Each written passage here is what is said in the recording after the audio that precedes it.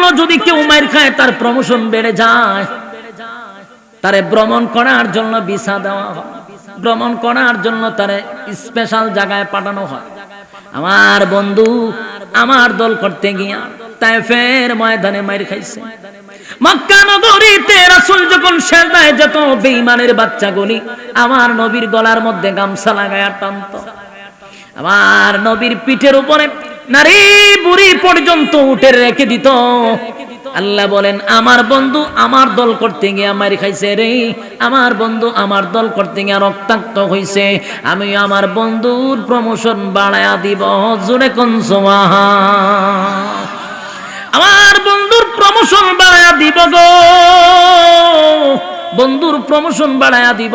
এবার আল্লাহ বলেন জিবরাইল আমার বন্ধুরে আমি ইনভাইট করলাম। জোরে কোন সুবহানাল্লাহ। বন্ধুরে আমি ইনভাইট করলাম, দুনিয়ার কোথাও আমার বন্ধুরে ভ্রমণ করাবো না, দুনিয়ার কোন জায়গায় বন্ধুরে আমি পাঠাবো না। আমার বন্ধুরে আমি 7 আসমান টপকাইয়া বন্ধুর কাছে আইনা বন্ধুরে আমি দেখবো। জোরে কোন সুবহান। আল্লাহ বলেন জিবরাইল বন্ধুকে আমি সফর করাবো, ভ্রমণ করাবো, বন্ধু এনজয় করবে, কিন্তু দুনিয়ায় না। আল্লাহ বলেন সুবহানাল্লাযী আসরা বিআবদিহি লাইলাম মিনাল মাসজিদিল হারাম ইলাল মাসজিদিল আকসা। আল্লাহ বলেন জিবরাইল আমার বন্ধুকে মসজিদে হারাম থেকে মসজিদে আকসা পর্যন্ত একটা স্পেশাল প্রাইভেট কার দিয়া নিয়ে আয়। বন্ধুরে এবার প্রাইভেট কার দিয়া স্পেশাল বাহন দিয়া মসজিদে হারাম থেকে মসজিদে আকসা থেকে মসজিদে হারাম থেকে মসজিদে আকসায় নিয়ে গেল। এই যুবক ভাই, সেখানে নেওয়ার পরে নবীর ইমামতিতে সমস্ত নবী রাসূলরা নামাজ পড়ার পরে সেদিন নবীর উপর একটা উপাধি লাগায়া দিছে। উপাধিটা হলো ইমামুল মুরসালিন। সুবহানাল্লাহ। মেরা দিল তলব রহা হ্যায়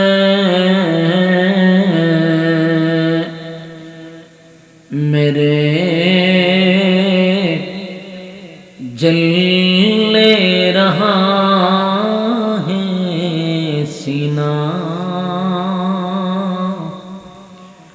ए दवा ओही मिलेंगी, मुझे ले चलो मदीना बलगल उला।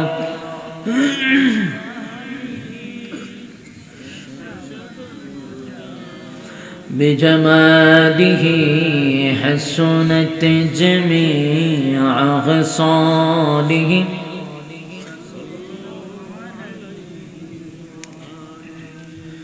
مدينة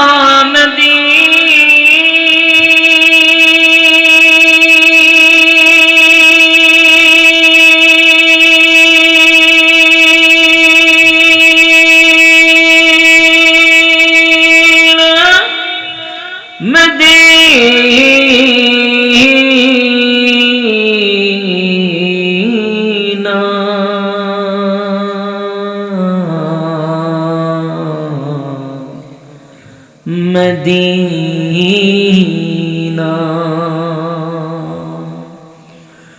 मोमिनों की गुनगुना है, दीदारे मदीना अशकों की तमन्ना है।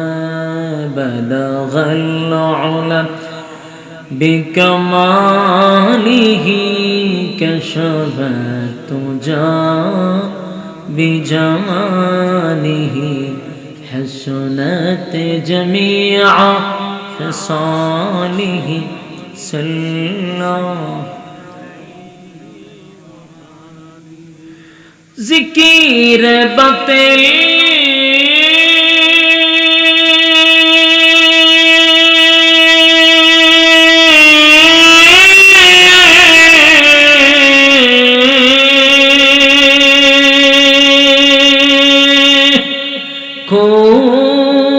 हटा दे दिल से रब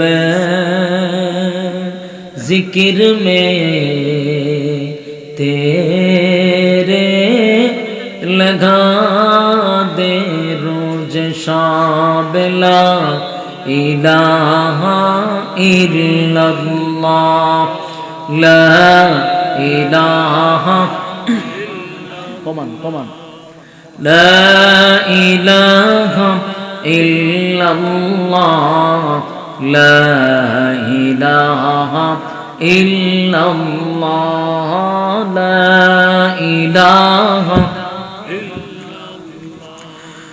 ला इलाहा इल्लल्लाह ला इलाहा ला इलाहा इल्लल्लाह मुहम्मदुर रसूलुल्लाह सल्लल्लाहु अलैहि वसल्लम। আলহামদুলিল্লাহ। সুনামগঞ্জ জেলার অন্তর্গত ছাতক থানার জামিয়া ইসলামিয়া খাদিজাতুল কুবরা রাদিয়াল্লাহু তাআলা আনহার মহিলা মাদ্রাসা জিগলি এর উদ্যোগে 2 দিন ব্যাপী ইসলামী মহাসম্মেলনের সম্মানিত সভাপতি, আজকের প্রধান অতিথি, বিশেষ অতিথিবৃন্দ, মুআজ্জাজ মুকাররম হযরত উলামায়ে কেরাম, উপস্থিত আছেন তরুণ যুবক ভাইয়েরা, মুরব্বিয়ানে আজম, আওয়াজ যতটুকু দূরে যায় অবস্থানরত পর্দানিশী মা বোনেরা, সকলকে আমার অন্তরস্থল থেকে জ্ঞাপন করছি মুবারক। সবটুকুন শুকরিয়া আল্লাহ সুবহান মহিয়ান বড়িয়ান সর্বশক্তিমান আল্লাহ পাকের জন্য, যিনি অত্যন্ত দয়া মায়া করে হাজারো মানুষের মাঝখান থেকে যাচাই বাছাই করে নির্বাচিত করে পছন্দ করে মহব্বত করে ভালোবেসে দুনিয়ার সমস্ত ফিতনার থেকে হেফাজত করে প্রচণ্ড ঠান্ডার মধ্যে আল্লাহ রাব্বুল আলামিন আমাদেরকে সুস্থ অবস্থায় দ্বীনি এক মজলিসে উলামায়ে কেরামদের সহবতে আসার বসার তৌফিক দান করেছেন। এই জন্য শুকরিয়া আদায় করছি আলহামদুলিল্লাহ। মাস্টার কমান। লক্ষ কোটি দুরুদ এবং সালাম আল্লাহর সৃষ্টির প্রধান আকর্ষণ বিশ্ব সভার সভাপতি জনাবে মুহাম্মদুর রাসূলুল্লাহ সাল্লাল্লাহু আলাইহি ওয়াসাল্লামের উপর। সম্মানিত সুধী, আপনারা যারা এখনো রাস্তাঘাটে দোকান পাটে অনর্থক অকারণে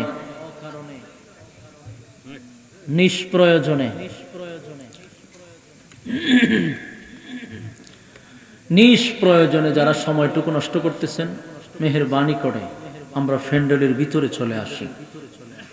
অত্যন্ত গুরুত্বপূর্ণ একটা মজলিস, ফজিলতপূর্ণ এক মজলিস, বরকতপূর্ণ এক মজলিস, উলামায়ে কেরামদের মজলিস, আল্লাহ ওয়ালাদের মজলিস। আমরা সময় নষ্ট না করে ফ্যান্ডেলের ভিতরে চলে আসি। এখানে যতক্ষণ থাকবেন গুনাহ না হওয়াটাই সম্ভব। ফ্যান্ডেলের বাহিরে গেলে গুনাহ হওয়াটা সম্ভব। তাই গুনাহ মুক্ত পরিবেশে আল্লাহ বসার সুযোগ করে দিয়েছেন। এটি এলাকাবাসীর জন্য এক বহুত বড় নিয়ামত। আমার পরেও বাংলাদেশের উল্লেখযোগ্য শাইখুত তাফসীর, শাইখুল হাদিস আল্লামা খুরশেদ আলম কাসিমি সাহেব দামাত বরকাতুহুম হুজুর আমাদের মধ্যে চলে আসছে। ইনশাআল্লাহ উনিও বয়ান করবেন। এজন্য সময় আমরা নষ্ট না করি, মেহেরবানি করে আমরা ফ্যান্ডেলের ভিতরে চলে আসি। রাসূল বলেন নাযালাত আলাইহিমুস সাকিনা, যতক্ষণ দ্বীনি মজলিসে বসা থাকবেন উপর থেকে সাকিনা নাজিল হবে। এই বরকত থেকে আমরা যেন নিরাশ না হই। সম্মানিত সুধী, কোরআনের কথা শোনার জন্য আরামের ঘুম হারাম করে নরমাল বিছানাতে বসছেন। প্রচন্ড ঠান্ডার মধ্যে সকলের বাড়িতে ভালো বিছানা থাকা সত্ত্বেও আপনারা ভাই আউটফুটের সাউন্ড কমান না কেন? হ্যাঁ,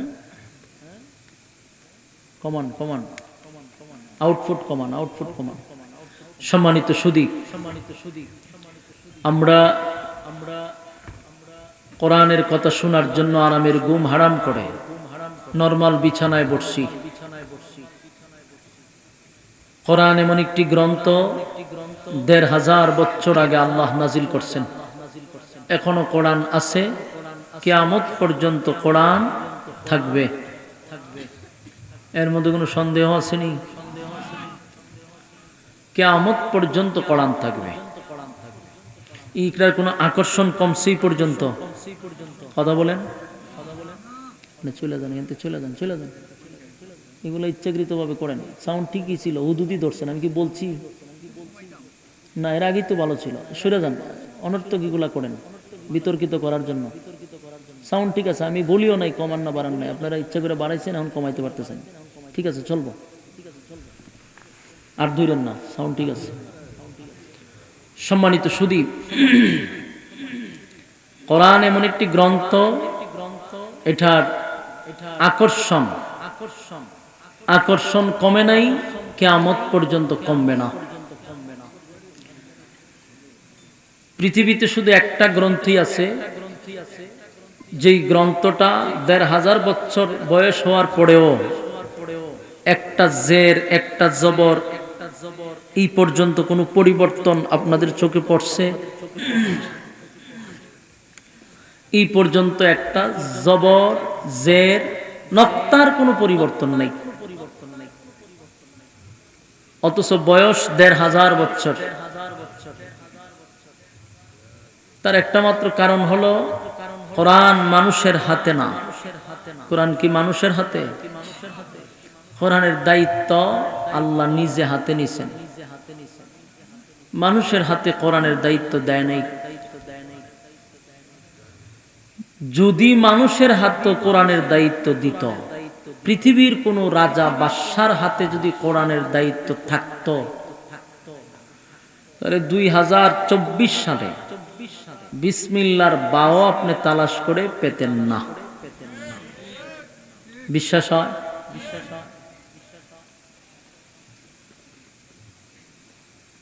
রাজা বাদশার হাতে যদি দায়িত্ব দিত, তাহলে কোরআন এতদিনে বিসমিল্লাহর বাও থাকতো না।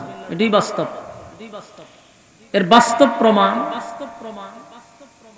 আমাদের পার্শ্ববর্তী যে দেশ, আমাদের দাদার যে দেশ, দাদার দেশে ২৬টা আয়াত উঠায়া দেওয়ার জন্য একটা গভীর ষড়যন্ত্র চলছিল। এই ২৬ আয়াত উঠায়া দেওয়ার জন্য যে গভীর ষড়যন্ত্র চলছিল, এটা জিহাদের আয়াত উঠায়া দেওয়ার জন্য তারা অনেক চেষ্টা করছে। পারছে উঠাইতো? এরারে কি আল্লাহ দায়িত্ব দিছেনি? দায়িত্ব ছাড়াই চায় উঠায়া দিতে। পিছনে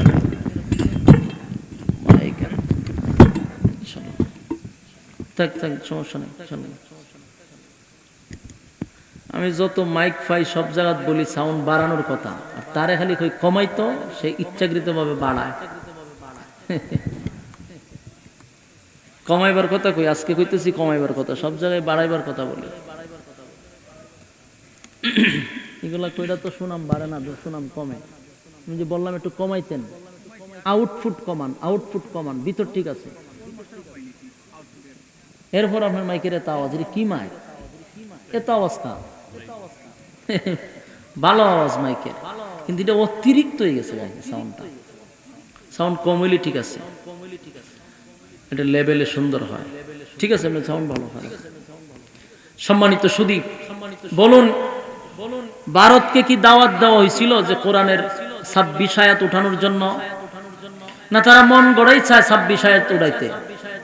এখন আপনারা একটু চিন্তা করেন তো, আল্লাহ দায়িত্ব দিছে না, এরপরও চায় ২৬ আয়াত উঠাই দিত।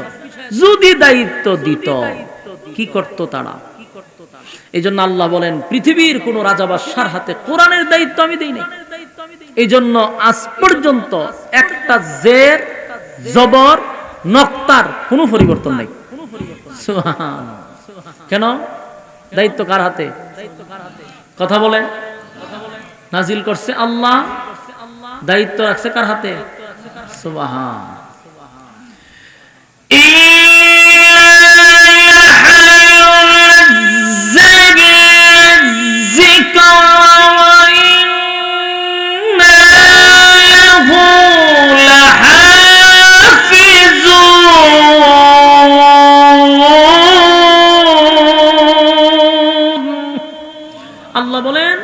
নাজিল করছি আমি, তার হেফাজতের দায়িত্ব নিছি আমি। সুবহানাল্লাহ। আল্লাহ দায়িত্ব নেওয়ার কারণে 2024 সালেও আপনি কোরআন পাইছেন, তাও একটা জবরের কোনো এদিক সেদিক নেই। সুবহানাল্লাহ আসেনি? নাজিল করছি আমি, হেফাজত করবো আমি। সুবহান। পৃথিবীতে যত রাইটার আছে, মানে যারা গ্রন্থ লিখছে, প্রত্যেকটা রাইটার তার গ্রন্থ লেখার শেষ পৃষ্ঠা একটা কথা বলে থাকে যে আমার ভুল হতে পারে, ধরিয়ে দিবেন, পরবর্তীতে সংশোধন করে দিব। এখন দেখছি নাম্বারও তাকে লেখা, এই নাম্বারে যোগাযোগ করো। তাহলে বোঝা গেল প্রত্যেক রাইটার ব্যক্তিগতভাবে দুর্বল, মানে স্বীকার করে আমার ভুল হতে পারে। পৃথিবীতে শুধু একটা গ্রন্থ আছে যার হেডলাইনে লেখা ভুল নাই। আপনার এলাকার সুবহানাল্লাহ আসেনি? কোন সময় কম আমরা জানেন? বলুন, পৃথিবীতে শুধু একটা গ্রন্থ আছে যার হেডলাইনে লেখা ভুল নাই। এই গ্রন্থের নাম কি? কোরআন। সুবহানাল্লাহ। এই কোরআনই শুধু আছে যে এটার মধ্যে কোনো ভুল নাই। এখানে শেষ না, আল্লাহ সন্দেহ করা যাবে না। ভুলও নাই, সন্দেহ নাই। বলুন, ভুলও নাই, সন্দেহ নাই। সুবহান।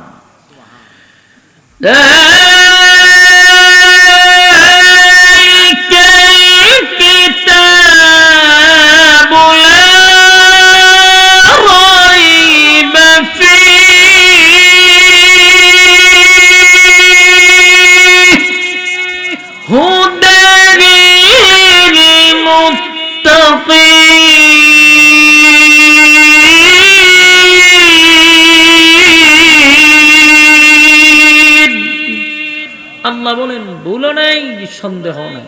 সুবহান।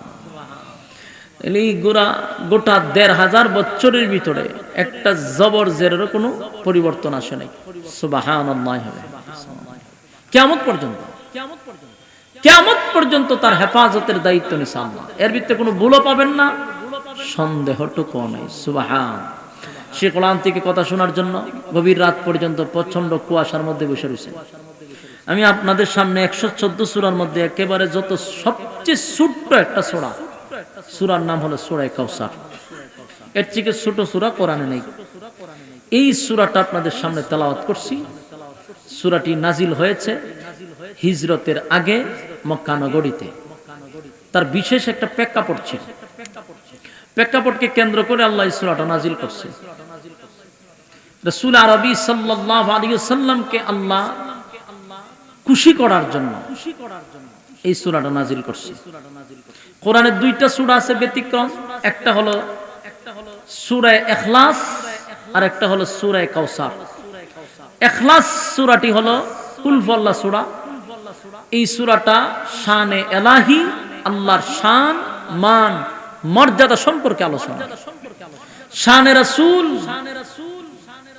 সূরা কাউসার রাসূলের শান, মান, মর্যাদা সম্পর্কে আলোচনা। এর বাহিরে কোনো আলোচনা নাই। সুবহানাল্লাহ। আল্লাহ রাব্বুল আলামিন এই সূরা নাজিল করছেন রাসূলকে খুশি করার জন্য, সান্ত্বনা দেওয়ার জন্য। মক্কা নগরীতে যখন রাসূল সাল্লাল্লাহু আলাইহি ওয়াসাল্লাম কালেমার দাওয়াত দিত, তখন 3 দল ছিল, দ্বিত্ববাদী, তিত্ববাদী, বহুবাদী। এই 3 দল রাসূলের বিরুদ্ধে ছিল। আর রাসূল দাওয়াত দিত একত্ববাদী খোদার।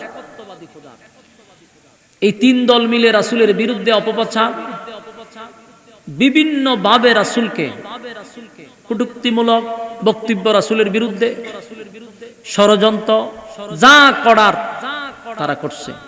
অপরাধ, একত্ববাদী খোদার কেন দাওয়াত দেয়? তাদের যুক্তি হলো, আমাদের খোদা এতগুলা থাকতে আপনার কি দরকার ছিল? খোদা লাগলে আমাদের সঙ্গে আসুন, আমাদের খোদার কোনো অভাব নাই। আমরা বানায়া রিজার্ভে রাখছি 360 জন। প্রত্যেক খোদার পিছনে একটা করে বাস আছে। আর 360 জন তো বানাইছি, এছাড়াও আমাদের অনেক খোদা আছে। বড় বট গাছ থাকলে একটা খোদা, ছোট্ট তুলসী গাছ একটা খোদা, বড় পাথর একটা খোদা, সকালে সূর্য উঠলে খোদা, সন্ধ্যাবেলায় চন্দ্র উঠলে খোদা। চিন্তা করেন খোদার কি অভাব আছে? এরকম অসংখ্য খোদা। এরা নাকি খোদা আছে প্রায় 33 কোটি। হ্যাঁ, আপনারা চিন্তা করেন 33 কোটি যদি খোদাই হয়, তাহলে এই পর্যন্ত খুদা যদি আপনি গনতে জানতে কুত্তা বিলে তো ধরতে হইব হিসাবের মধ্যে, মানে 33 কোটি হইব কেমনে? কুত্তা বিলে হিসাব করতে হইব, জড়া ল্যাংটা আছে সব খুদা। এদের বক্তব্য হলো এত খুদা থাকতে আব্দুল্লাহর পুত্র মুহাম্মদ একজনের দাওয়াত দেখা, এটা নিয়ে শুরু হয়েছিল দ্বন্দ্ব। এই দ্বন্দ্ব চলছে অনেক দিন। রাসূল সাল্লাল্লাহু আলাইহি সাল্লাম যে দুইজন গার্জিয়ান ছিল, একজন হলো আম্মা জান খাদিজা আর একজন হলো আবু তালেব, এই দুইজন মক্কা নগরীতে উনার পক্ষে ছিল। যদিও আবু তালেব কালেমা পড়ে নাই, কিন্তু রাসূলকে সাপোর্ট দিছে, রাসূলের উপরে কোনো আক্রমণ করতে দেয় নাই, সর্বদিক দিয়ে রাসূলকে হেল্প করছে। আর খাদিজাতুল কুবরা যখন কোথাও দাঁড়ায় থাকতেন, কোনো বেঈমান রাসূলের সঙ্গে কথা বলার সাহস করত না, এতটুকু রাসূলকে তারা হেল্প করছে। একটা পর্যায়ে চতুর্দিক দিয়া বিপদ শুরু হয়েছে, আম্মা জান খাদিজা দুনিয়া থেকে বিদায় হয়ে গেছে, আবু তালেবও দুনিয়া থেকে বিদায় হয়ে গেছে। শুরু হইল রাসূলের উপরে হামলা। এর আগে কিন্তু টাচ করে নাই, দুজন দুনিয়ার থেকে বিদায় হওয়ার পর থেকে শরীরে টাচ করা শুরু করছে, আক্রমণ করা শুরু করছে, রাসূল রক্তাক্ত হয়েছে। এইভাবে চললো অনেক দিন। এর কিছুদিন পরে রাসূলের বালেগ হওয়ার আগেই ছেলে সন্তানগুলা আস্তে আস্তে ছেলেগুলা মারা যাচ্ছে। বলুন তো দেখি কত দিকে বিপদ। একটা বাবার কাছে তার সন্তানের লাশ কতটুকু ভারী। রাসূল নিজের হাতে সন্তানগুলাকে গোসল করাইছে, দাফন করাইছে, কাফন দাফন সব নিজের হাতে করছে। এত কষ্টের ভিতরে আবার বেঈমানরা আরেকটা সুযোগ হাতে পাইয়া রাসূলকে তারা এখন এই সুযোগে হাত পুরা বলতে লাগলো, নির্বংশা বলতে লাগলো, লেস কাটা বলতে লাগলো, আবে তার বলে গালি দেয়। বলুন তো দেখি কষ্ট পাওয়ার কথা নেই? আপনারা আমার সামনে যারা আছেন সজাগ নেই, এমনি আমার থেকে 1 কিলোমিটার দূরে বইছেন, এর মধ্যে যদি আবার আওয়াজ না করেন এদের আরো বড় সমস্যা। এত দূরে গিয়ে বইছেন কেন? কষ্ট লাগার কথা নেই? আল্লাহ রাব্বুল আলামিন নিজের বন্ধুকে নিজে সান্ত্বনা দিয়া বলতে লাগলেন, বন্ধু কাঁদেন না। আল্লাহ রাব্বুল আলামিন নিজের বন্ধুকে সান্ত্বনা দেন, কারণ নবীজি ব্যথায় ব্যথিত হইয়া একটা সময় চোখের পানিগুলো ছেড়ে দিয়া যখন কান্না শুরু করছে, আল্লাহ জিগায়, বন্ধু কেন কান্দেন? কোন কারণে কান্দেন? আপনার সন্তানগুলি বালেগ হওয়ার আগে আগে আমি দুনিয়া থেকে বিদায় করে দিচ্ছি, এই জন্য কান্দেন। আল্লাহর নবী বলেন, না মালিক, আপনার দেওয়া মাল আপনি দুনিয়াতে আপনি নিয়ামত দিছেন, আবার নিয়ে গেছেন, মাঝখানে আমার কোনো অভিযোগ নাই, আমার কোনো কষ্ট নাই। আমার কষ্ট হলো মানুষ, আমার নিজের মানুষগুলো, আমার আপন চাচা, আমার আপন চাচি মানুষের কাছে বলা বলি করে আমি নাকি আবেতার, আমি নাকি লেস কাটা, আমি নাকি আটকোনা, আমি নাকি নির্বংশা। এই পৃথিবীতে আমার নাম নেওয়ার মতো কোনো লোক থাকবে না, এই জন্য আমি কান্দি। আল্লাহ বলেন, হাবিব কান্দেন না, কান্দেন না। তারা আপনার অপপ্রচার করে আপনাকে দমাইতে পারে নাই, তারা আপনার বিরোধিতা করে আপনাকে দমাইতে পারে নাই। বহু চেষ্টা করছে আপনাকে দমানোর জন্য, আমি আল্লাহ স্বয়ং আপনার সঙ্গে আছি। জোরে কোন সুবহান। বেঈমানরা নবীর বিরুদ্ধে বহু অপপ্রচার করছে, নবীরে মানুষের সামনে পাগল বানানোর জন্য চেষ্টা করছে, আল্লাহর পয়গম্বরকে মানুষের সামনে পাগল বানানোর চেষ্টা করছে, অসুস্থ বানানোর চেষ্টা করছে। বলুন রাসূলকে থামাইতে পারছে? কথা হয় না। হুদুদি কইতো পাগল, তুই জিগা কেরে পাগল কই? এমনি কই। কেরে কস কই? এমনি কই, কোনো কারণ নাই। তার মানে কি আল্লাহর রাসূল প্রতিবাদ করে নাই।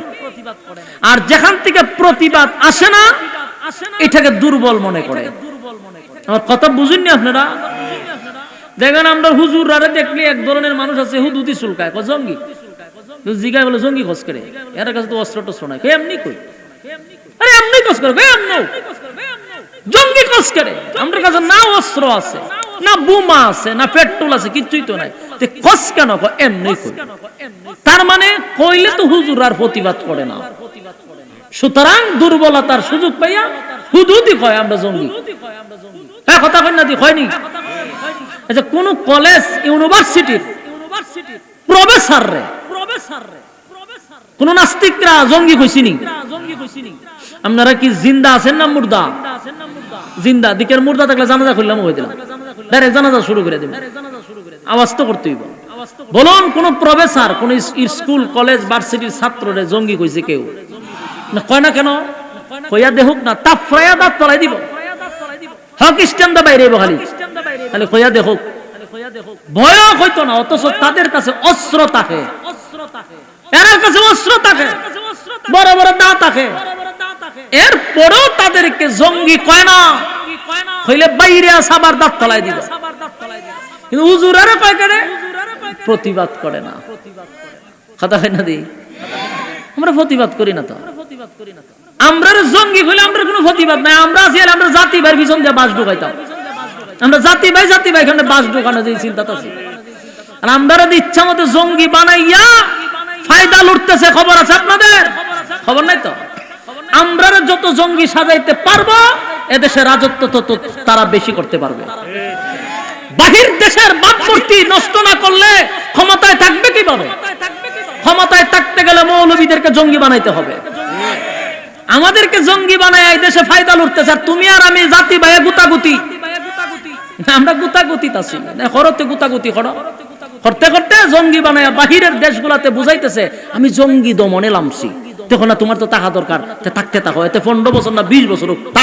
থাকো মাশাআল্লাহ আমরা মাথা খাডল ভাঙ্গা খাইতেছে আমরা খবর নাই আমরা লাগাই দিয়া হেরায়াদার ফায়দা লুটতেছে আমার কথা বুঝতেছেন বুঝার দরকার নাই গুতাগুতিত লাগেন একটার পিছনে একটা গুতান খালি আমরা তো খাচ্ছতি খারাপ হেরে কামড়াও নিজের মধ্যে কামড়ি আর হেরায়ারা ফায়দা লুটতেছে 15 বছর 20 বছর কে আগামী 2040 সাল পর্যন্ত এদের টার্গেট আর এই 40 সাল পর্যন্ত যত টুপি দাড়িওয়ালা আছে সবাইকে বহির্বিশ্বে জঙ্গি বানাইয়া তারাই ক্ষমতায় থাকতে চায় বাহিরের দেশকে বুঝায় আমরা জঙ্গি দমনে আছি জঙ্গি দমন করতেছি কত চক্রান্ত চলতেছে জানেন এদিকে খবর নাই তো খবর হইলো হেরে কিভাবে 14 গোষ্ঠী উদ্ধার করন যায় আমার জাতি বাইরে কেন সাইজ করন যায় এই চিন্তাটা কি আমরা আবু জাহিল্লা আবু লাহাব উতবা উতাইবা যত শয়তান আছে সবগুলো অনর্থক রাসূলকে অপবাদ দিত কইতো পাগল তো মানে যে তো পাগলের তো কোনো আলামত দেই না কই এমনি কই পাগল আরে কেন কস এমনি কই আমরার ব্যাপারে যখন জিজ্ঞাসা করে হুজুররার পকেটে তো মিসওয়াক থাকে হাতে তাসবিহ থাকে 5 ওয়াক্ত নামাজ পড়ে এরা তো জঙ্গি শব্দের অর্থই জানে না তো হুদুদি করে কস জঙ্গি কই এমনি কই আরে এমনি কেমনে কস এই কারণেই কই প্রতিবাদ করে না যখন আমাদেরকে জঙ্গি বলা হয় তখন মাথার পাগড়ি যদি মাজায় বেঁধে ইচ্ছামতে সাইজ করা শুরু করতাম তাহলে জিন্দেগিতে আর জঙ্গি বলার সাহস পাইতো না জায়গায় সাইজ করার দরকার ছিল প্রথম থেকেই না আমরা শরীরে শোয়াইছে আমরা এখন কইলে আমাদের কোনো অসুবিধা হয় না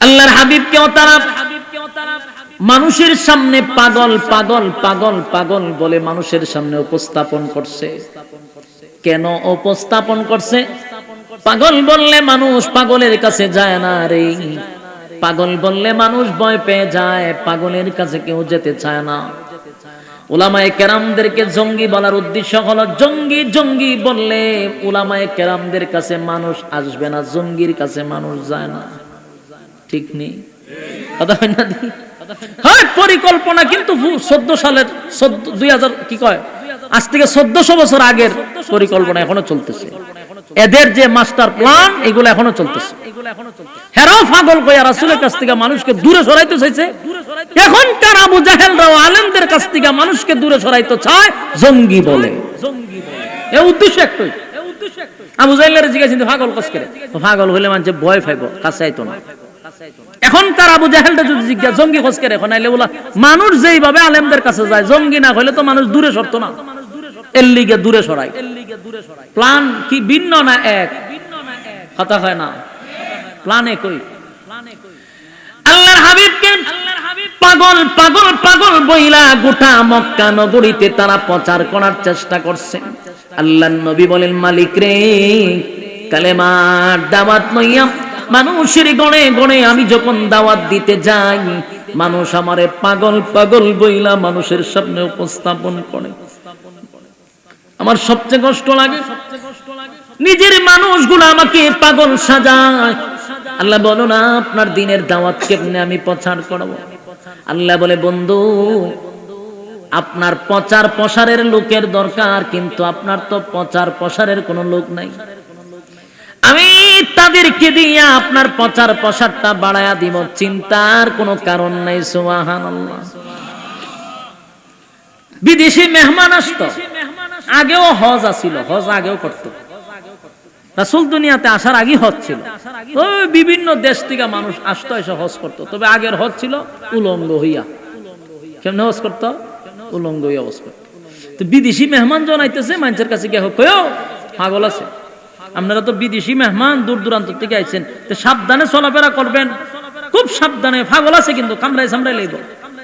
তোমার বিদেশি মেহমানে কইটা কি তাকো, আমরা কামড়াই তো কা বলে, হ কামড়াইব, সাবধানে চললে।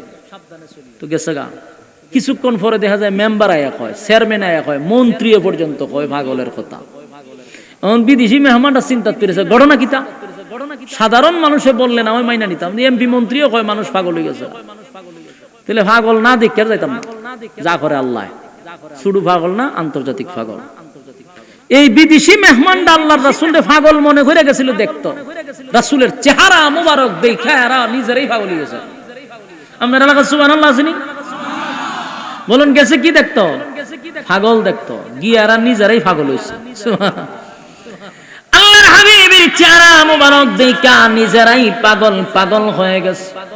এরাই বলতে লাগলো, এত সুন্দর চেহারা কোনোদিন দেখি নাই। সুবহান। এই যে বিদেশি মেহমান এমন সুন্দর চেহারা দেখছে, এটা বাহিরের দেশে গিয়ে আবার প্রচার করছে। এইভাবে প্রচার বাইরে গেছে। রাসূলের নিজস্ব লোক ছিল না প্রচার প্রসারের, এরাই প্রচার করছে। সুবহানাল্লাহ। এই যুবক ভাই, একে একে রাসূলের উপরে বিপদের কোনো অভাব নাই। একের পর এক বিপদ নিজের মানুষগুলা রাসূলের বিরুদ্ধে দাঁড়ায় গেছে। মানুষগুলা নবীর বিরুদ্ধে অপপ্রচার করে, আবার যাদেরকে কালেমার দাওয়াত দিছে এদেরকে অত্যাচার করে, এদেরকেও রক্তাক্ত করে, এদেরকেও মারধর করে। চতুর্দিক দিয়ে রাসূলের উপরে এমন ভাবে এখন অত্যাচার শুরু হয়েছে। আবু তালেব নাই, আম্মা জান খাদিজাতুল কুবরা দুনিয়ার থেকে বিদায় হয়ে গেছে। অন্যদিকে রাসূলের ছেলেগুলা বালেগ হওয়ার সাথে সাথে দুনিয়া থেকে বিদায় হয়ে যাচ্ছে। বেতায় ব্যতীত হইয়া আল্লাহর নবী যখন কান্দে, আল্লাহ বলেন, নবী গো কান্দেন না, আপনি কান্দেন না, আপনার সন্তানগুলি দুনিয়ার থেকে আমি নিয়ে আসছি, বালেগ হওয়ার আগে দুনিয়ার থেকে তাদেরকে বিদায় করে দিছি, এই জন্য আপনি কান্দেন না। নবী আপনি কান্দেন না, আপনার সন্তানগুলিকে বালেগ হওয়ার আগে দুনিয়ার থেকে বিদায় করে দিছি, এর দ্বারাই আপনি নবীর সম্মান আর মর্যাদা আমি বাড়ায়া দিছি। এ যুবক ভাই, নবীজির সন্তানগুলি বালেগ হওয়ার আগে আল্লাহ দুনিয়ার থেকে বিদায় করে দিয়া নবীর সম্মান কেমনে বাড়াইল? তার মানে হলো, যদি নবীর সন্তানগুলা জীবিত থাকতো, বালেগ হয়ে যেত, বলুন তো দেখি, বাবার পরে কি নবুয়ত পাইতো কে? ছেলেরা পাইতো। কথা হয় না? হ্যাঁ, কথা হয় না? বিরক্ত লাগতেছে না আপনারা? বিরক্ত লাগলে আমার কোনো দিক দিয়ে কিন্তু অসুবিধা কম না, বেশি সুবিধা। বিরক্ত লাগলে আমি হুজুরে ডাক দিই, হুজুর আয়া পড়বো, অসুবিধা নেই। আপনার বিরক্ত লাগলে আমাদের একটু সুবিধা হয়, বুঝতেছি। বিরক্ত হইতেছ, কথা হয় না? নিজের সন্তান যদি জীবিত থাকতো, আল্লাহর নবীর ছেলেরা যদি জীবিত থাকতো, বালেগ হয়ে যেত, তাহলে হিসাব মতে তো নবীর পরে নবী। কথা হয় না? নবীর ছেলে নবী হইতো। কথা হয় না? আদম আলাইহিস সালাতু ওয়াস সালামের সন্তানকে আল্লাহ নবী বানাইছেন। দাউদ পয়গম্বরের ছেলে হযরত সুলাইমানকে নবী বানাইছেন। ইব্রাহিম খলিলুল্লাহর ছেলে ইসমাঈল আলাইহিস সালাতু ওয়াস সালামকে নবী বানাইছেন। এক কথা, নবীর পরে নবী, নবীর ছেলেরে আল্লাহ নবী বানাইছে, নবীর বাইরে নবী বানাইছে। আমার নবীর সন্তানগুলি যদি বালেগ হয়ে যেত রে, আল্লাহ অবশ্যই তাদেরকে নবুয়ত দিতে হইতো। আর নবুয়ত যদি দিয়া দিত, নবীর সম্মান কি এখন আলাদা থাকতো না, সমান হয়ে যেত? ওই কথা বলেন, এরকম মুসল্লি আমার লাইফে পড়ছে না। গুতা দিলে পরে আপনারা উস ফিরে বলুন, নবীর ছেলে যদি নবী হইতো, যে নবীর সম্মান কি সমান থাকতো না অন্যান্য নবীর সম্মান? আদম নবীর থেকে ঈসা রুহুল্লাহ যত পয়গম্বর রাসূল দুনিয়াতে আসছে, সবার সম্মান আর আমার নবীর সম্মান কি এক? যদি ছেলে বাচ্চা থাকতো নবী হইতো, তাহলে কি সম্মান আলাদা থাকতো না, সমান হয়ে যেত? সমান হয়ে যেত না, সমান হয়ে যেত। কিন্তু আল্লাহ বলেন, সমস্ত নবী কুলের সম্রাট আপনাকে আমি আল্লাহ বানাইছি, আপনাকে আমি নবীদের নবী বানাইছি, রাসূলগণের রাসূল বানাইছি, ইমামুল মুরসালিন বানাইছি। নবী গো, আপনার সন্তানগুলি যদি দুনিয়ার জমিনে জীবিত থাকতো, তাহলে অবশ্যই তাদেরকে আমি নবী বানাইতে হইতো। নবী যদি বানাই, তাহলে আপনার সম্মান থাকে না। নবী না বানাইলেও আপনার ইজ্জত থাকে না, না বানাইলেও ইজ্জত থাকে না। কারণ অন্যান্য নবীদের ছেলেরা নবী হইছে, আমার নবীর ছেলে যদি নবী না হয় তাও বিপদ। দেখছ, এই নবীর ছেলেদের কোনো সম্মান নাই। কথা কই না দি? মনে করেন দুইরা নেন, আল্লাহ যদি নবী না বানাইতো নবীর ছেলেরে, আমরা যে আবেগী উম্মত, আমরা জোর কইরা নবী বানাইতাম। কথা কই না? আমরা জোর কইরা নবী বানাইতাম।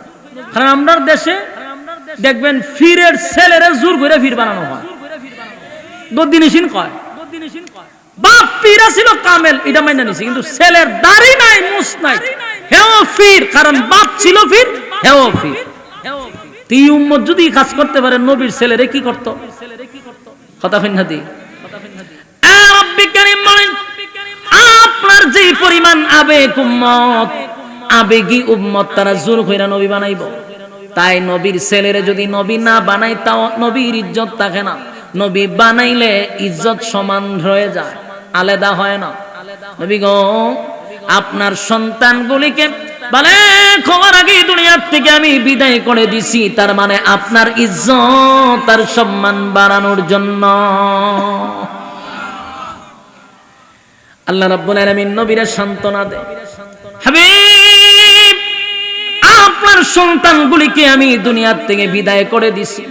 আপনার মনে যে কষ্ট, বাবা হিসাবে মনের মধ্যে যে কষ্টটা পাইছেন, নিজের হাতে সন্তানদেরকে গোসল করাইলেন, কাফন পরাইলেন, দাফন করলেন, আমি আল্লাহ জানি মনের মধ্যে আপনার কষ্ট। তাই সন্তানগুলিকে নিয়ে আসলাম, আর আমি আপনাকে কাউসার দান করলাম। ইন্না আ'তাইনাকাল কাউসার।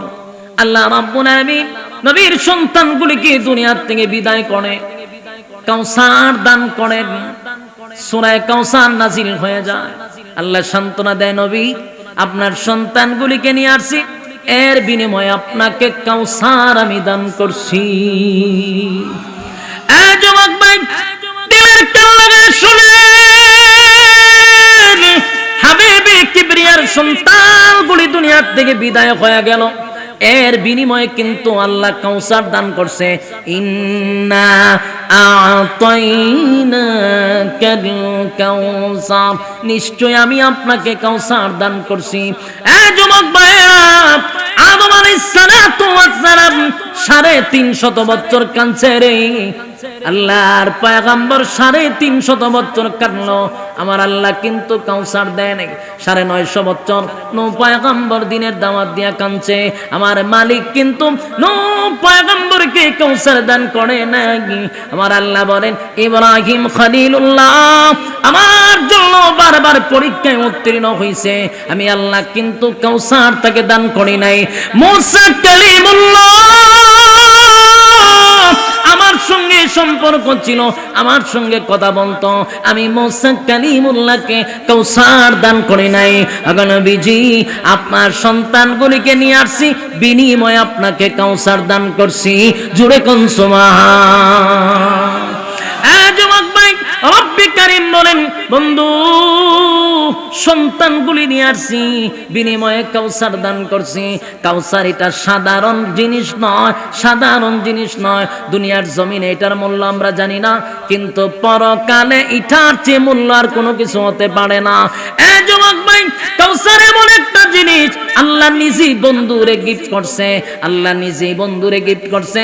আল্লাহ বলেন, এই হাউজে কাউসারের পানি এমন একটা পানি রে, এটা দুধের চেয়েও বেশি সাদা, মধুর চেয়েও বেশি মিঠা, মেশকে আম্বরের চেয়েও বেশি ঘ্রাণ। এক পেয়ালা পানি যদি নবীর বরকতি হাতির পানি কেউ যদি পান করতে পারে, 50,000 বছরের ভিতরে পানির পিপাসা লাগবে না। এই একটা জবান বন্ধ রাখবেন না, জোরে কোন আল্লাহু আকবার। এই ঈমানের আওয়াজ দিয়ে কোন আল্লাহু আকবার। আল্লাহ বলেন, বন্ধু এটা এমন একটা পানি, এটার বড় দাম, বড় দাম, বড় দাম।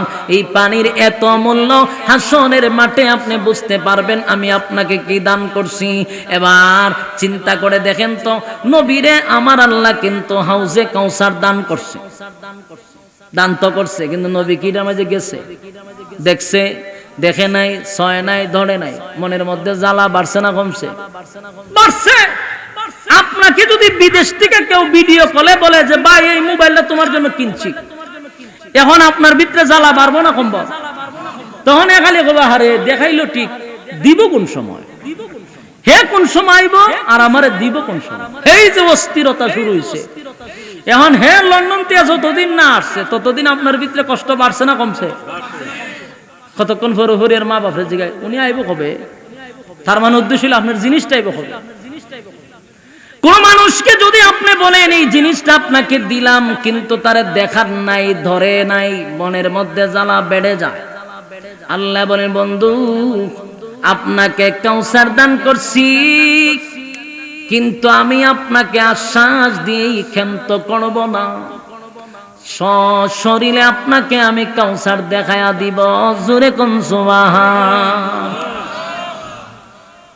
যুবক ভাইরা আমার, একের পর এক মুসিবতের উপর দিয়া যখন রাসূলের দিন কাল চলে যাচ্ছিল, তায়েফের ময়দানে রক্তাক্ত হলো, আল্লাহ তখন জিবরাইল আলাইহিস সালাতু ওয়াস সালামকে ডাক দিয়া বলে, জিবরাইল, দুনিয়ার জমিনে কোন নেতায় যদি দলের জন্য মাইর খায়, ওই দল যদি ক্ষমতায় যায় তারে প্রমোশন বাড়ায়া দেয়, কথা হয় না?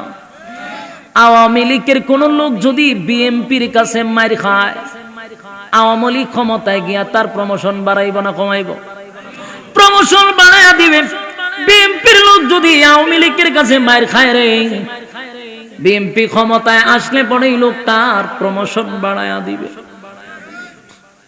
আমি শুনছি উবায়দুল কাদের বলে খুব মাইর খাইছে, জনমের মাইর খাইছে নাকি বিএনপির কাছে। প্রধানমন্ত্রী তার প্রমোশন বাড়াইছে না কমাইছে?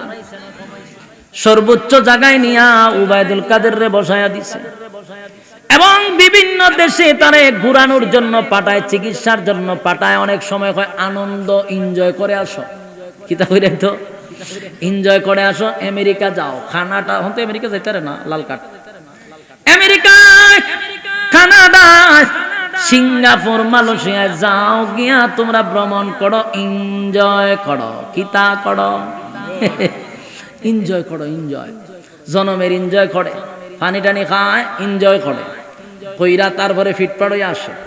এটা হইল যে দলের জন্য আপনি কষ্ট করছেন, তো আপনার একটা সুযোগ সুবিধা তারা দিবে বিভিন্ন দেশে ভ্রমণ টমন করবার লেগে। কথা হন ঠিক? আল্লাহ বলেন, জিবরাইল, দলের জন্য যদি কেউ মাইর খায় তার প্রমোশন বেড়ে যায়, তারে ভ্রমণ করার জন্য ভিসা দেওয়া হয়, ভ্রমণ করার জন্য তারে স্পেশাল জায়গায় পাঠানো হয়।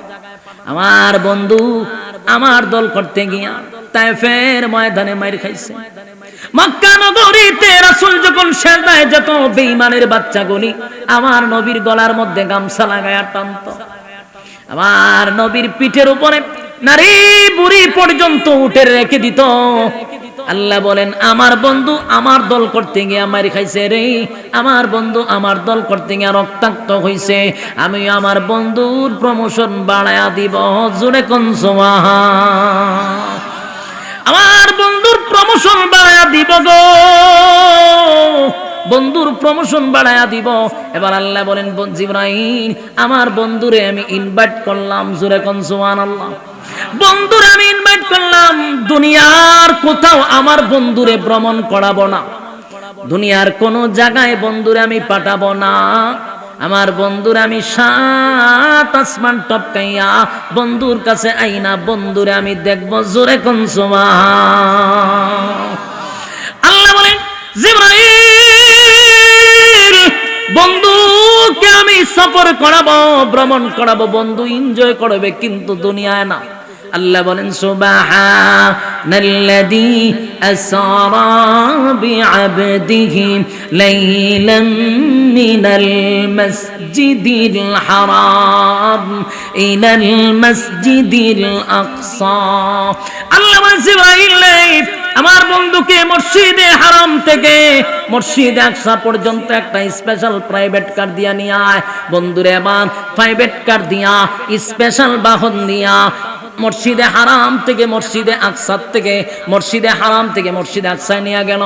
এই যুবক ভাই, সেখানে নেওয়ার পরে নবীর ইমামতিতে সমস্ত নবী রাসূলরা নামাজ পড়ার পরে সেদিন নবীর উপর একটা উপাধি লাগায়া দিছে। উপাধিটা হলো ইমামুল মুরসালিন। সুবহানাল্লাহ।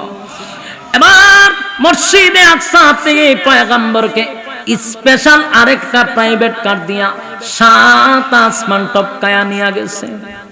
আসিনি সুবহানাল্লাহ। এই খারিয়া খারিয়া কিটা সাপ খেলা দেখো, এই এখানে বিনবাসী বাজানি তা যখন তোমার সাপ খেলা দেখামো, এই পিত্রান না সবটি খারিয়া খারিয়া সাপ খেলা দেখে। চিন্তা করে কি পরিমাণ মেমোরি ফাল্টাইছে। এখন কেউ ঢুকতেছে আলহামদুলিল্লাহ, কেউ কথা কইছি বলে বাইরিয়ে জায়গা, হ্যাঁ বাইরিয়ে গেছে, কিছু যায় কিছু আয়। আচ্ছা যেটি আইসে আলহামদুলিল্লাহ, এর আল্লাহ হেদায়েত দান করুক, আমিন। আর কিছু আইছে সাপ খেলা দেখতো ওখানতে জায়গা, দিলের কান লাগায় শুনে। স্পেশাল প্রাইভেট কার দিয়া কয়টা আসমান টপকাইছে, কথা হয় না, 7টা আসমান টপকাইয়া হাবিবে কিবরিয়াকে নিয়ে গেল সিদরাতুল মুনতাহা পর্যন্ত। আমার পয়গম্বরকে এনজয় করার জন্য দুনিয়ার কোথাও আমার আল্লাহ পাঠাইলেন না, দুনিয়ার কোথাও ভ্রমণ করাইলেন না। বন্ধুরে ভ্রমণ করানোর জন্য, বন্ধুরে ভ্রমণ করানোর জন্য স্পেশাল প্রাইভেট কার দিয়ে সিদরাতুল মুনতাহায় নিয়ে যাওয়ার পরে আল্লাহ বলেন, জিবরাইল আমার বন্ধু সিদরাতুল মুনতাহা থেকে আরশে আজিমে স্পেশাল আরেকটা প্রাইভেট কার দিয়ে আসবে। সাবধান, বন্ধুর কানে কানে খবর পৌঁছায়া দে, বন্ধু যেন জুতা যেন খুলে না, জুতা লইয়া যেন আরশে আজিমে আসে। জুরে কোন সুবহান। আমার বন্ধুর জুতার দুলা আরশে আজিম ধন্য হয়ে যাবে। সুবহানাল্লাহ। কি বাড়িতে গিয়া এই আশিক রাসূল দিলের কান লাগায় কথাগুলি শুনে। নবীর জন্য আমার মালিকের কত মায়া, বন্ধুর জন্য বন্ধুর কত মায়া গো। আমার আল্লাহ বলেন, আমার বন্ধু যেন জুতা না করে, বন্ধুর জুতা লইয়া আরশে আজিমে উঠবে। সুবহানাল্লাহ। স্পেশাল প্রাইভেট কার দিয়া হাবিবে কিবরিয়া যখন আরশে আজিমে পা রাখলেন, আরশে আজিমে পা রাখার সাথে সাথে আমার আল্লাহ বন্ধুর সঙ্গে সাক্ষাৎ করলো। বলুন তো দেখি, এখন মেহমান কে আর মেজবান কে? আমার আল্লাহ হলো মেজবান। বলুন আল্লাহ কি? আর নবী হলেন মেহমান। নবী হলেন মেহমান, আমার মালিক হলেন মেজবান। আল্লাহ বলেন, বন্ধু বন্ধুর বাড়িতে আসছেন, আমি তো মেজবান, বন্ধু আপনি তো মেহমান। বন্ধু বলেন না, বন্ধুর বাড়িতে আসছেন খালি হাতে আসছেন না হাদিয়া নিয়ে আসছেন? আসেনি? সুবহানাল্লাহ। দিনের খেয়াল লাগায় শুনেন। আল্লাহ জিগায় তার বন্ধুরে, আপনি যে আমার কাছে আসলেন খালি হাতে আসছেন না হাদিয়া নিয়ে আসছেন? একটা কথা ইয়াদ রাখবেন, রোগী দেখতে গেলেও হাদিয়া নিয়ে যাওয়া লাগে, আবার কারো বাড়িতে মেহমান গেলেও খালি হাতে যাওয়া ঠিক? কথা কন্যা দিবে মুর্দা লইয়া বসি। যুবক ভাই, আল্লাহ তার বন্ধুরে জিজ্ঞাসা করে, বন্ধু আপনি আসছেন হাদিয়া আনছেন? আমার নবী বলেন, মালিক বন্ধুর বাড়িতে বন্ধু আসছি, খালি হাতে আসি নাই। আপনার বাড়িতে আসছি আপনার সঙ্গে সাক্ষাৎ করার জন্য, খালি হাতে আসি নাই গো, আমি কিন্তু আপনার জন্য হাদিয়া নিয়ে আসছি। সুবহানাল্লাহ। এবার হাবিবে কিবরিয়া আল্লাহর সামনে হাদিয়া পেশ করলেন। আত্তাহিয়াতু লিল্লাহি ওয়াস-সালাওয়াতু ওয়াত-তাইয়্যিবাত। সুবহানাল্লাহ। হাবিবে কিবরিয়া বলেন, মালিক আমি আপনার জন্য হাদিয়া আনছি গো। আত্তাহিয়াতু লিল্লাহি ওয়াস-সালাওয়াতু ওয়াত-তাইয়্যিবাত। মালিক আমার শারীরিক দ্বারায়, আমার জবান দ্বারায়, আমার অর্থের দ্বারায় যত ইবাদত করছি গো মালিক, সব ইবাদত আপনি মালিকের জন্য আমি হাদিয়া আনছি। এই একটা জবান বন্ধ রাখেন না, ঈমানের জজবায় বলেন আল্লাহু আকবার। আর জোরে করে আল্লাহু আকবার। ঈমানের আওয়াজ দিয়ে কোন আল্লাহু আকবার। আল্লাহর কাছে নবী তিনটা হাদিয়া নিলেন। আল্লাহ আমার জবান দ্বারায় যত ইবাদত করছি, আল্লাহ আমার শারীরিক দ্বারায় যত ইবাদত করছি, মালিক আমার অর্থের দ্বারায় যত ইবাদত করছি, সব ইবাদত আপনি মালিকের জন্য আমি হাদিয়া আনছি। এবার আল্লাহ হাদিয়া পাওয়ার পরে, মালিক যখন হাদিয়া পাইলেন, আল্লাহ আবার তিনটা হাদিয়া নবীরে রিটার্ন দিলেন। সুবহানাল্লাহ। আল্লাহ হাদিয়া পাইলেন, আবার আমার আল্লাহ নবীরে হাদিয়া আবার রিটার্ন করলেন। আল্লাহ বলেন, ওয়ালা আসসালামু আলাইকা আইয়ুহান নাবিয়্যু ওয়া রাহমাতুল্লাহি ওয়া বারাকাতুহু। সুবহানাল্লাহ। আল্লাহ বলেন, বন্ধু আমি আপনাকে হাদিয়া দিলাম, আপনার উপরে শান্তি বর্ষিত হোক। সুবহানাল্লাহ। আপনার উপরে রহমত বর্ষিত হোক, আপনার উপরে বরকত বর্ষিত হোক। জোরে কোন সুবহানাল্লাহ। হ্যাঁ হাবিবে কিবরিয়া তিনটা হাদিয়া দিলেন, আমার আল্লাহ কিন্তু আবার তিনটা হাদিয়া রিটার্ন দিলেন। আসসালামু আলাইকা আইয়ুহান নাবিয়্যু ওয়া রাহমাতুল্লাহি ওয়া বারাকাতুহু। নবী গো আপনাকে সালাম দিলাম, আপনার উপরে শান্তি বর্ষিত হোক, রহমত বর্ষিত হোক, বরকত বর্ষিত হোক। তিনটা হাদিয়া আবার রিটার্ন নবীরে দিলেন। আর নবীর কত মায়া, নবী হাদিয়া পাইছে গো, নবী হাদিয়া পাইছে। নবী পাওয়ার পরে এবার যে উত্তরটা দিল, এ আশিকে রাসূল, আমার নবীর মায়া কতটুক চিন্তা করো। নবী আল্লাহরে উত্তর দিলেন, ওয়া আলা ইবাদিল্লাহিস সালিহিন। সুবহানাল্লাহ। এই যুবক ভাইরা, আমার নবীর কত মায়া, হাদিয়া পাওয়ার পরে পয়গম্বর নিজে নিজে একা একা হাদিয়া বহন করলেন না। আল্লাহ বলেন, ওয়া আলা ইবাদিল্লাহিস সালিহিন। নবী যখন বললেন ওয়া আলা ইবাদিল্লাহিস সালিহিন, আল্লাহ আমি আপনার এই তিনটা নিয়ামত আমি একা গ্রহণ করলাম না, আমার সমস্ত উম্মতের পক্ষ থেকে আপনি মালিকের এই নিয়ামত, এই হাদিয়া গ্রহণ করলাম। সুবহানাল্লাহ। কি আছে আমার দুঃখের সময় যেমন উম্মত ভুলে নাই, সুখের সময় উম্মত ভুলে নাই। আর সে আজিমে গিয়া হাদিয়া পাইছে তো একা গ্রহণ করে নাই, সমস্ত উম্মতি মুহাম্মদীর পক্ষ থেকে আমার নবী হাদিয়া গ্রহণ করছে। সুবহান। এবার বন্ধুর সঙ্গে বন্ধুর কথাবার্তা হলো, মত বিনিময় হলো। এবার আল্লাহ বলেন, জিবরাইল আমার বন্ধুরে জান্নাতটা দেখায়া দে, জাহান্নামটা দেখায়া দে। বন্ধুরে জান্নাত আর জাহান্নাম ভ্রমণ করাইলো। এবার বন্ধুরে স্পেশাল ভাবে হাউজে কাউসারের পারে নিয়ে গেল। সুবহানাল্লাহ। আল্লাহ বলেন, নবী গো, আমি না দুনিয়ার জমিনে আপনাকে বলেছিলাম হাউজে কাউসার আপনাকে দান করছি। ইন্না আ'তাইনাকাল কাউসার। আর নবীজি, আমি না আপনাকে ওয়াদা দিয়েছিলাম নিশ্চয়ই আপনাকে কাউসার দান করছি। এই নেন সশরীরে আপনাকে কাউসারের পারে দান করায়া দিলাম। এই হাউজে কাউসার আমি আল্লাহ আপনাকে দান করছি। চিৎকার দিয়া কোন সুবহান। বলুন তো দেখি, এখন নবীর শরীর, আমরা যে অনেক সময় যে কোনো জিনিস আমাদেরকে কেউ গিফট করলে এটা কাছে আসলে শান্তি লাগেনি? নবীর আল্লাহ গিফট করছে, এখন নবীর কাছে আসেনি, কথা হয় না। হাউজে কাউসারের পারে আল্লাহ নিয়ে গেল সশরীরে। নবীজি বলেন, আমি তাকাইয়া হাউজে কাউসার দেখছি। এই পানি সাধারণ কোনো পানি না। এই পানি যদি কেউ এক পেয়ালা পান করতে পারে 50,000 বছরের ভিতরে পানির পিপাসাটাও লাগবে না।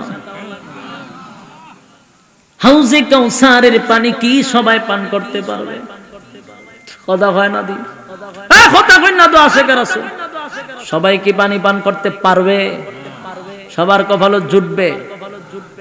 হাসরের মাঠে পয়গম্বর বলবেন, ডান দিকে আবু বকর, বাম দিকে হযরত ওমর। আমি আমার গুনাহগার উম্মতকে পানি পান করাবো। এক পেয়ালা করে পানি যারা পান করবে আল্লাহর আরশের নিচে ছায়া পাবে। সুবহানাল্লাহ।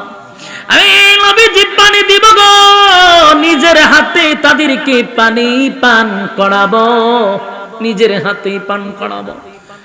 দিনের কান লাগায় শুনেন, নবীজি বলবেন, আমি তাকায়া দেখব দলে দলে মানুষ কিন্তু পানি পান করার জন্য আসছে, কিন্তু মাঝখানে আসার পরে পর্দা পড়ছে। এখন নাউজুবিল্লাহ না সুবহানাল্লাহ, এটি হইতিব তো, পর্দা ফিরে গেছে। ঘটনা কি? নবীরে হাউজে কাউসার কি নবী জোর কইরা নিছে না আল্লাহ নিজে গিফট করছে? আল্লাহর হাবিব বলবেন, মালিক পানি পান করানোর জন্য আপনি আমাকে হাউজে কাউসার দান করলেন, আমি জোর কইরা আনি নাই, আপনি আমারে গিফট করছেন। আমি আপনার কাছে চেয়ে আনি না, আপনি আমারে ইচ্ছায় দিছেন। আমার উম্মত দলে দলে দলে দলে দলে আমার কাছে পানি পান করতে আসে গো মালিক, কিন্তু কাছাকাছি আসলো, মাঝখানে কেন পর্দা ফালায়া দিলেন? আমিও দেখি না, উম্মত আমি নবীরে দেখে না। আল্লাহর হাবিব চোখের পানিগুলো ছেড়ে দিয়া চিৎকার দিয়া বলবে, মালিক এমনটা তো কথা ছিল না গো, এমনটা তো কথা ছিল না। আল্লাহ পানি আমি তোমার কাছ থেকে জোর কইরা আনি নাই, তুমি তো আমারে হাউজে কাউসার তুমি গিফট করছো, আমি জোর করে আনি নাই। কিন্তু এখন আমার গুনাহগার উম্মতের জিহ্বাগুলো বাহির হয়ে গেছে রে মালিক, পানি পান করবে, পানি পান করবে, জিহ্বা বাহির হয়ে গেছে, কলিজা পাটা পিপাসা লইয়া আর সাজিমের পাশে দাঁড়াইছে। আল্লাহ আমি নবী এক পেয়ালা পানি তাদেরকে পান করায়া দিব, কিন্তু আমার উম্মত যখন আমার পাশে আসলো, আমি তাকায়া দেখি মাঝখানে একটা পর্দা পড়ে গেছে। আমিও দেখি না, তারাও দেখে না। বলো না মালিক, এমন কোন কথা তো তোমার সঙ্গে আমার ছিল না, পর্দা কেন ফালায়া দিলাম? আশিকে রাসূল নবীর প্রেমে যারা পাগল, শুধু নাম কেউ আসতে বছরে একবার 12ই রবিউল আইলে ফিকা বের উপরটা যারা ডান্স তো পাগলু ডান্সের আওয়াজ দেন, যারা ডিজে গানের আয়োজন করেন তাদের উদ্দেশ্যে আমার বক্তব্য, দিলের কান লাগায় শুনেন। আল্লাহর নবী বলেন, আমার উম্মতেরা কেন পানি পান করতে পারলো না, মাঝখানে কেন পর্দা পড়ে গেল? আল্লাহ তখন আওয়াজ দিয়া বলেন, হাবিব, আমি আল্লাহ যা জানি আপনি নবী তা জানেন না। আপনার আকীদা কি? না নবী যা জানে আল্লাহ তা জানে, আল্লাহ যা জানে নবীও তা জানে। আকীদা কোনটা আপনারা? লক্ষণে তো হয় দুটা মিলাই জিলে আছে কেন? না লক্ষণে কয়, আওয়াজে কয়, দুটা মিলাই জিলাই আছে। এইটা কোনটা একটা স্পষ্ট করতে হবে। আল্লাহ যা জানে নবীও তা জানে, স্পষ্ট করেন কোন আকীদার মধ্যে আছেন। আমি তো দেখতেছি ভ্যারাইটি স্টোর, এখানে সব মিল্লা আছে, ইত্যাদি ইত্যাদি। এই যুবক ভাই, রব্বে কারীম উপর থেকে ঘোষণা দিলেন, হাবিব, আমি যা জানি আপনি নবী তা জানেন না। এবার আল্লাহ ঘোষণা দেয়, আপনি যাদেরকে পানি পান করানোর জন্য পেয়ালা লইয়া দাঁড়ায় আছেন গো নবী, পানি পান করাইবেন আপনার গুনাহগার উম্মতকে, অথচ নবী জানেন না আমি কেন মাঝখানে পর্দা ফলাইছি। আল্লাহর নবী বলেন, মালিক, আমি তো দেখছি তারা কলিজা পাটা পিপাসা লইয়া আসছে, আমারে দেখা পাগল পাগল হইয়া আসছে, কেন গো আমার সামনে পর্দা ফালাইয়া দিলেন? আল্লাহ বলেন, নবী গো, আপনি তো দিল মাখা মহব্বত লইয়া পানি পান করাইতে দাঁড়ায় আছেন, কিন্তু যাদের মাঝখানে পর্দা ফালাইছি গো নবী, জানেননি কেন ফালাইছি? তারা দুনিয়ার জমিনে আপনার রেখে যাওয়া ইসলাম পালন করে নাই, তারা মন গড়া ইসলাম পালন করছে গো নবী, আপনার রেখে যাওয়া ইসলাম পালন করে নাই, রেখে যাওয়া ইসলাম পালন করে নাই। আপনার দান দান ভাঙ্গা ইসলাম তারা পালন করে নাই, রক্ত মাখা ইসলাম পালন করে নাই, মন গড়া জিন্দেগি চালাইছে। তাই আমি আল্লাহ তাদের মাঝখানে আর আপনার মাঝখানে পর্দা ফালাইয়া দিছি, যেন আপনার বরকতি হাতের পানি তারা পান করতে না পারে। দিলের কান লাগায়া শুনেন, মন গড়া জিন্দেগি চালাইলে পানি কি পান করা যাবে? এই কথা কই না, নবীজির রেখে যাওয়া ইসলাম পালন করতে হবে, কথা হয় না? নবীজির রেখে যাওয়া ইসলাম পালন করতে হবে। মন গড়া ইসলাম পালন করে নবীর হাতের বরকতি পানি পান করা যাবে না। সারা বছর নবীর প্রেম নাই, বছর একবার প্রেম জায়গা উঠে, জনমের জায়গা জাগে, এই প্রেম দিয়া পানি পান করতে পারবেন না। আল্লাহ যখন বলবে, বন্ধু, এই লোকগুলা দুনিয়ার জমিনে আপনি নবীর রেখে যাওয়া ইসলাম পালন করে নাই, মন গড়া ইসলাম পালন করছে, তখন আল্লাহর নবী কি বলবে শোনেন, রাগান্বিত হইয়া বলবে, উম্মতেরা রে, আমি শরীরে, আমি নবীর শরীরে কোনদিন একটা মশা এবং মাছি বসতো না, সেই শরীরে রক্ত জড়াইছি, দান দান আমি ভাঙছি, দিন ইসলাম কমপ্লিট করে তোদের কাছে আমানত রেখে আসছি, তোরা আমার ইসলামটারে মন গড়া ব্যবহার করছিস, মন গড়া জিন্দেগি চালাইছিস, কেন রে উম্মত? আমি তো তোদের কাছে দিন কমপ্লিট রেখে আসছি। আল্লাহর নবী কানবে আর বলবে, সুহকান সুহকান লিমান গায়্যারা বাদি, দূর হয়ে যা, দূর হয়ে যা, এমন উম্মতের আমার কোনো দরকার নাই।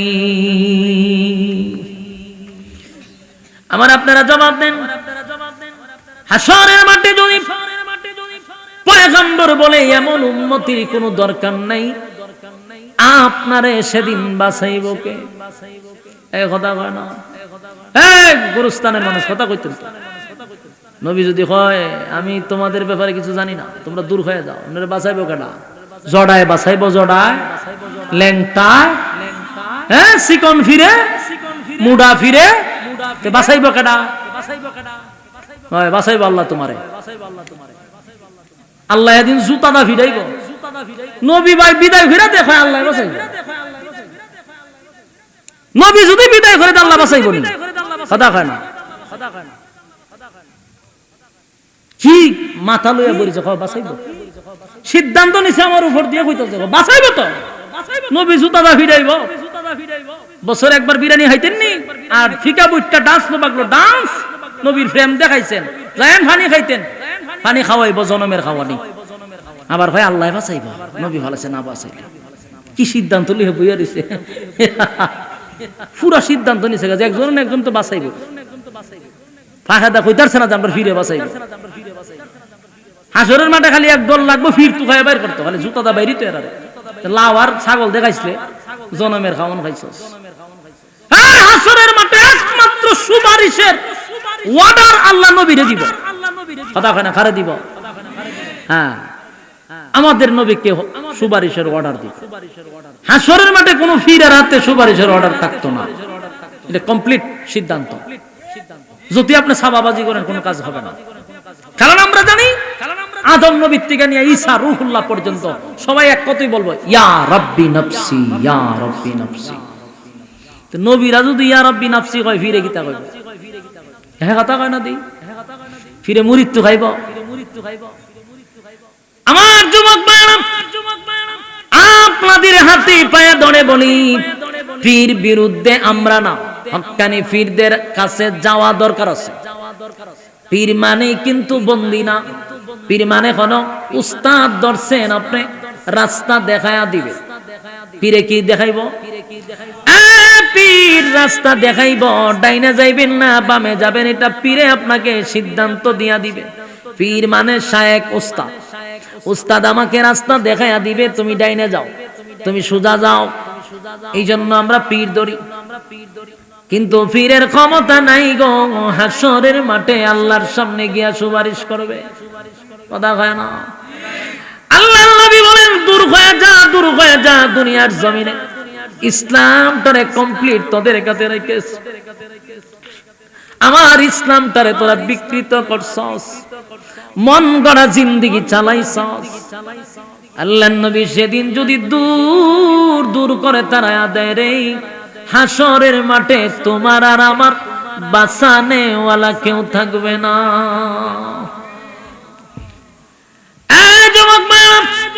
নবীর হাতের পানি যদি পান করতে পারো আর পিপাসা লাগবে না। পানি যদি পান না করতে পারো, হাসরের মাঠে জিহ্বাটা বাহির হয়ে যাবে, মাথার মগজ গুলি গলে গলে জমিনে পড়বে রে, উফাই থাকবে না। ভয়াবহ একটা পরিস্থিতি শুরু হবে। একটা দুইটা দিন নয় গো, 50,000 বছর এই পৃথিবীর জমিনে সিদ্ধান্ত নাও তুমি কি করবা। এখানে বৈশা সিদ্ধান্ত নাও তুমি কি মন গড়া জিন্দেগি চালাইবা না রাসূলের তরিকায় জিন্দেগি চালাইবা। কথা হয় না? কি তো ওয়াজ করতেন আপনারা সামনে, কি ওয়াজ করা? আমি ওয়াজ করি, এরা মুখ বান্ধা বইয়ে রইছে, পিছে যাচাইয়া দেখে। কত মনোযোগ আসেনি? সিদ্ধান্ত কি মরার পরে না মরার আগে? কথা হয় না? সিদ্ধান্ত নেন, দুনিয়ার জমিনে থেকে সিদ্ধান্ত নেন আপনি কি করবেন। এটা সিদ্ধান্ত এখানে, সিদ্ধান্ত মরার পরে না। নবীর তরিকায় চলবেন না, মন গড়া জিন্দেগি চালাইবেন, সিদ্ধান্ত হলো দুনিয়া। চূড়ান্ত সিদ্ধান্ত নিতে হবে গো, যেন হাসরের মাঠে নবী আমাদেরকে এই কথা না বলে যে দূর হয়ে যা, দূর হয়ে যা। আল্লাহ রাব্বুল আলামিন নবীরে জান্নাত জাহান্নাম দেখাইয়া, হাউজে কাউসার দেখাইয়া এবার নবীরে বলবে বন্ধু আপনি এবার দুনিয়ায় চলে যাবেন। আপনাকে আমি ইনভাইট করে জান্নাতের জাহান্নাম দেখাইলাম, সব কিছু ভ্রমণ করে দেখাইলাম। বন্ধুর বাড়িতে আসছেন, যাওয়ার সময় হয়ে গেছে। বলুন না বন্ধু আপনার মনে কোনো দুঃখ আছে, কোনো চাওয়া পাওয়া কি আছে? আল্লাহ মালিক,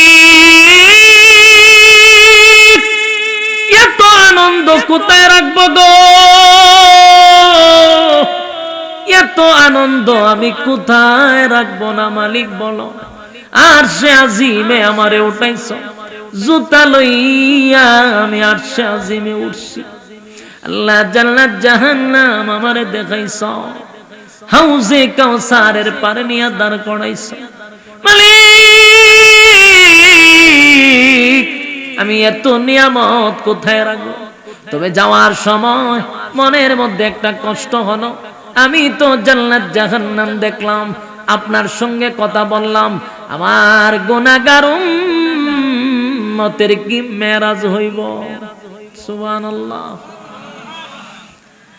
আল্লাহ বলেন বন্ধু, ছোট্ট থেকে ছোট্ট একটা গুনাহ, ছোট্ট থেকে একটা ছোট্ট ব্যথা লইয়া দুনিয়ায় যাবেন না বন্ধু, হতে পারে না।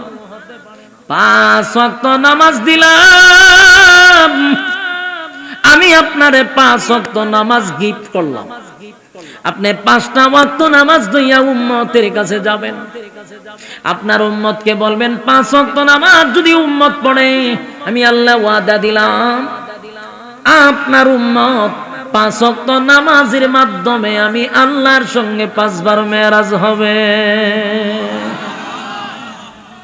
কয়বার? 5 বার মেরাজ হবে। দুনিয়ার জমিনের নামাজের মাধ্যমে আল্লাহর সঙ্গে মেরাজ হয়, কথা হয় না? দুনিয়ার মাধ্যমে আল্লাহর সঙ্গে মেরাজ হবে। এখন যদি নামাজ না পড়ি মেরাজ কি হয়? নামাজের মাধ্যমে মুমিনের মেরাজ হয়ে যায়। আল্লাহ বলেন নবী গো, আপনার সঙ্গে 7 আসমানে আইসা আমি মেরাজ করছি, আর 5 ওয়াক্ত নামাজের মাধ্যমে আপনার উম্মতের সঙ্গে আমি দুনিয়ায় আমার সঙ্গে তারা মেরাজ করবে। আপনার বান্দা যখন নামাজে দাঁড়াইবে, আপনার উম্মত আর আমি আল্লাহর মাঝখানে কোনো পর্দা থাকবে না।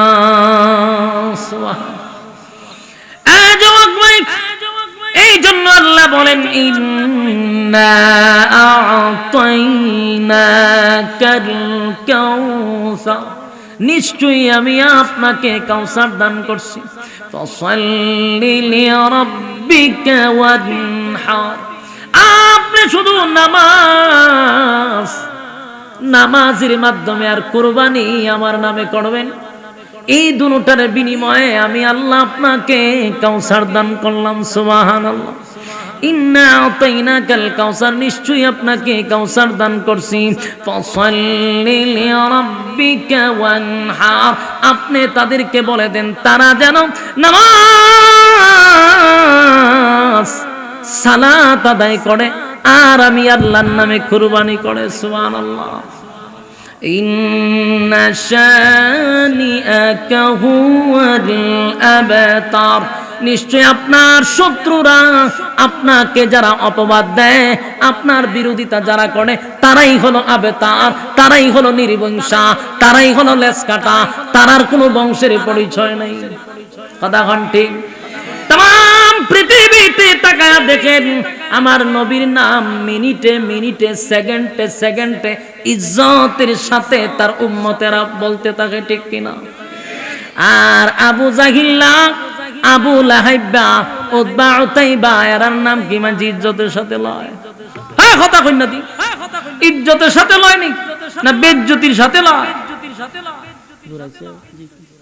হ্যাঁ, বেজ্জতির সাথে না লয়, ইজ্জতের সাথে লয়। কথা হয় না? তা সারা পৃথিবী তাকায়া দেখেন, আবু জাহিল্লার নাম, আবু লাহাইবার নাম ইজ্জতের সাথে লয় না। আবু জাহিল্লার বাড়ি অন বাথরুম বানাইছে। আবু জাহিলের কোনো বংশ আছে? জীবনে কি কেউ আবু জাহিল নাম রাখে? আবু লাহাব নাম আসেনি? কথা হয় না? আবু জাহিল নাম নাই, আবু লাহাব নাম নাই, কারণ এদের নাম কেউ রাখতে চায় না। আর আমার নবীর নাম মিনিটে নয়, সেকেন্ডে সেকেন্ডে লক্ষ কোটি দুরুদ সালাম মদিনায় পৌঁছে যায়।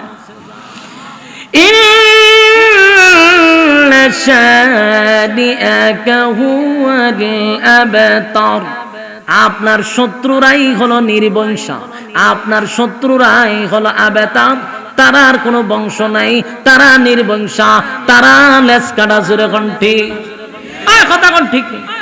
আল্লাহ রাব্বুল আলামিন সূরা কাউসার নাজিল করে, নবীরে সান্ত্বনা দিছে, ছেলে ছাইটা নিয়ে আসছি, বিনিময়ে আপনাকে কাউসার দান করছি। আর আপনি যারা আপনাকে বলতেছে আপনার লেজ কাটা, আপনি নির্বংশা, বরং তারা লেজ কাটা, তারা নির্বংশা, আপনার নাম থাকবে কিয়ামত পর্যন্ত, তারা নাম বলনেওয়ালা কেউ থাকবে না। বলুন আজকে যারা আবু জাহেল, আবু লাহাব, উতবা, সায়বা আরো কতগুলা নষ্ট ছিল, এরার নাম কেউ রাখে জীবনে? কথা হয় না? এরকম বাচ্চা কাচ্চার নাম দেখছেন নি? কিন্তু আমার নবীর নাম গোটা পৃথিবীতে আছে। সুবহান আল্লাহ রাব্বুল আলামিন বলেন কিয়ামত পর্যন্ত আমার রাসূলের নাম থাকবে। সুবহানাল্লাহ। সূরা কাউসার দিয়ে নবীকে সান্ত্বনা দিলেন এবং বিনিময়ে কাউসার দান করলেন। সুবহান আল্লাহ রাব্বুল আলামিন আমার এই কথাগুলির উপরে বলনেওয়ালা শুননেওয়ালা উভয়কে সহি আমল করার তৌফিক দান করে, সকলে বলে আমিন। সম্মানিত সুধী শুনেন, আমার পরে যিনি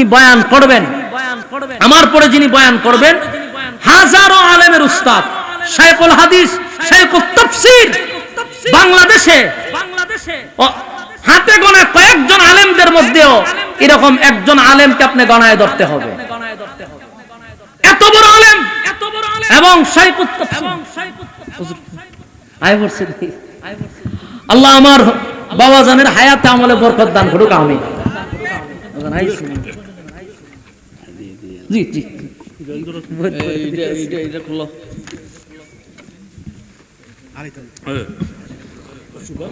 আলহামদুলিল্লাহ।